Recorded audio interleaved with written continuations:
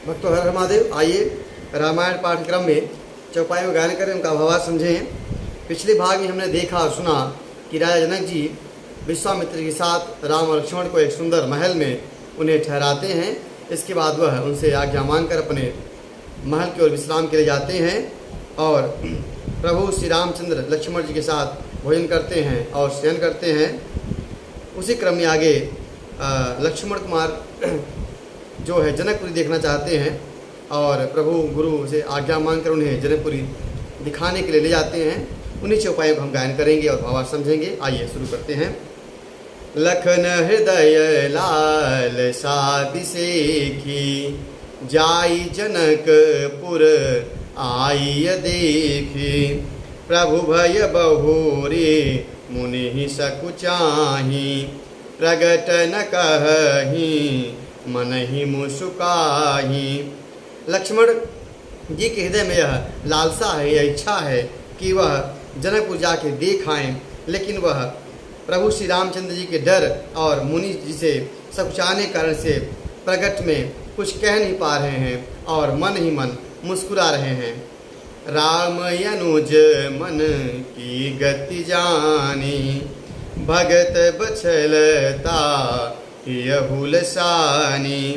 परम विनीत सकुचि मुस्काई, बोले गुरु अनु शासन पाई। प्रभु श्री रामचंद्र जी अपने छोटे अनुज लक्ष्मण जी के मन की बात को समझ ली और उनके हृदय में भक्त वत्सलता उमड़ आई और गुरु जी से बहुत सुकोमल बाड़ी से सकचाते हुए पूछे,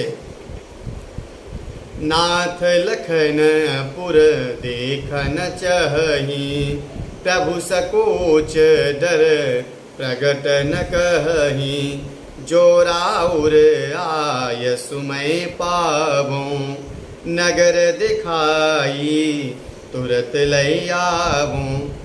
गुरु जी से विनती पूर्वक कहते हैं कि हे नाथ, लक्ष्मण जनकपुरी देखना चाहते हैं, लेकिन भय और डर के कारण आपसे कह नहीं सकते हैं। यदि आपकी आज्ञा हो तो इन्हें मैं जनकपुर दिखाकर वापस लेके आता हूँ। सुनि मुनीश कहाँ बचन सप्रीति, कसन राम तुम राखहु नीति। धर्म से तु पालक तुम ताता, प्रेम विवश से वक सुख दाता। तब विश्वामित्र जी ने प्रेम सहित वचन कहे कि हे तात, तुम धर्म की रक्षा नहीं करोगे तो कौन करेगा। तुम तो धर्म की मर्यादा का पालन करने वाले और प्रेम सहित अपने सेवकों को सुख देने वाले हो।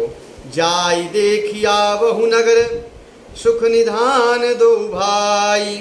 करहु सुफल सबके नयन, सुंदर बदन दिखाई। तब विश्वामित्र जी कहते हैं कि आप सुख के निधान दोनों भाई जाइए और जनकपुर देखाओ और अपने सुंदरता को दिखाकर यहाँ के लोगों को भी इनका जो मनोकामना है वो सफल हो, इनके नेत्र सफल हो। मुनि पद कमल बंदी दो भ्राता, चले लोक लोचन सुखदाता। बालक वृंद देखी अति शोभा, लगे संग लोचन मनु लोभा। सबको नेत्रों में सुख देने वाले और दोनों भाई मुनि विश्वामित्र जी के चरण में वंदना करके वहाँ से नगर घूमने के लिए चल देते हैं और जितने भी बालक उनके उम्र के थे उनकी सुंदरता देखते हुए उनके पीछे पीछे लग जाते हैं और उनके नेत्र और मन को लुभा रहे हैं। पीत बसन परी करी कटि बाधा, भाथा चारु चाप सर सोहत हाथा। तनु अनुहरत सुचंदन खोरी, श्यामल गौर मनोहर जोरी। पीला वस्त्र पहने हुए है, कमर पर पट्टा बांधे हुए है जिसमें तरकस बंधे हुए हैं। हाथों में सुंदर धनुष बाण सुशोभित हो रहे हैं और शरीर के अनुकूल सुंदर चंदन की खौर लगी हुई है और सामले और गौर रंग की जो जोड़ी है काफ़ी सुंदर लग रही है। के हरि कंधर बाहु विशाला उरयति रुचिर नागमणिमाला शुभगे शोन सर श्रीरहुलोचन बदन मयंक तापत्रय मोचन।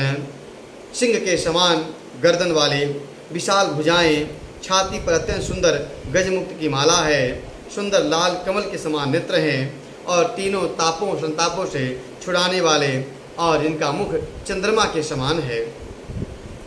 काननि कनक फूल छवि देहि चितवत चितहि चोरी जनु लेहि चितवन चारु बिकुटी वर बाकी तिलक रेख सो भाजनु चाकी। कानों में सोने के कर्णफूल शोभा दे रहे हैं और देखते ही चित्त को मानो चुरा लेते हैं। उनके चितवन और तिरछी भौहें काफ़ी सुंदर लग रही हैं। तिलक की रेखाएं ऐसी सुंदर हैं मानो शोभा पर मुहर लगा रहे हों, उनकी सुंदरता पर मुहर लगा रहे हों। रुचिर चौतनी शुभग सिर मेचक कुंचित केश नकशिक सुंदर बंधु दो शोभा सकल सुदेश। सिर पर सुंदर चौकोनी टोपियाँ दिए हुए हैं, काले घुंघराले बाल हैं। दोनों भाई नख से लेकर सिर तक सुंदर हैं। सारी शोभा जहाँ जैसा चाहिए वहाँ पर वैसी है। देखन नगर भूप सुत आए समाचार पुर बासिन पाए धाय धाम काम सब त्यागी मनहु रंक निधि लूटन लागी। दो राजकुमार नगर देखने आए हैं, ऐसा समाचार जब वहाँ के पूर्वासी लोग पाए तो वह अपने सारे काम धाम घर के काम छोड़कर चल दिए, भाग दौड़ दिए। जैसे कोई दरिद्री कहीं सोना बट रहा हो तो सोना लूटने के लिए चल देते हैं, सोना मिलने के लिए उम्मीद में चल देते हैं। ऐसे ही जनकपुर के लोग अपने सारे काम धाम छोड़कर उन दोनों राम लक्ष्मण की सुंदरता देखने के लिए चल दिए। निरखी सहज सुंदर दो भाई होहि सुखी लो चन फल पाई जुवती भवन झरो खही लागी निरखही राम रूपय अनुरागी। दोनों भाई स्वभाव से सुंदर हैं और लोगों के जो नेत्र हैं वह काफ़ी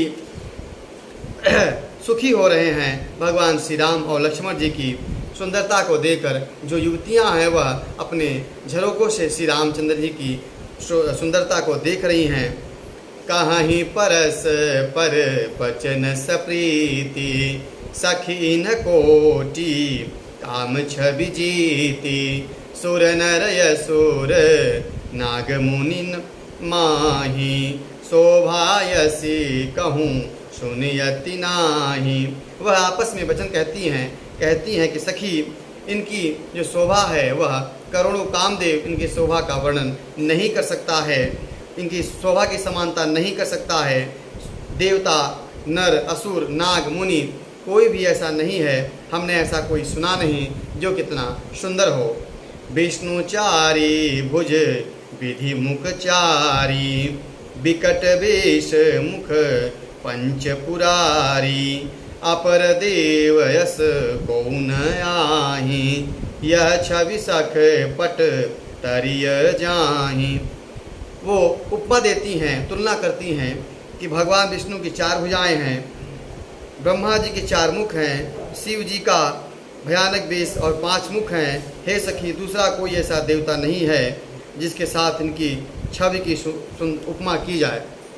वय किशोर सुषमा सदन श्याम गौर सुखधाम अंग अंग परवार यही कोटि कोटि शत काम। इनकी किशोर अवस्था है, ये सुंदरता के घर सांवले और गोरे रंग के तथा सभी को सुख देने वाले हैं। इनके अंग अंग पर करोड़ों अरबों कामदेव निछावर कर देने चाहिए। आज की कथा यहीं तक। अगले भाग में हम भगवान श्री राम और लक्ष्मण जी की सुंदरता और जनकपुरी की सुंदरता का वर्णन करेंगे। हर हर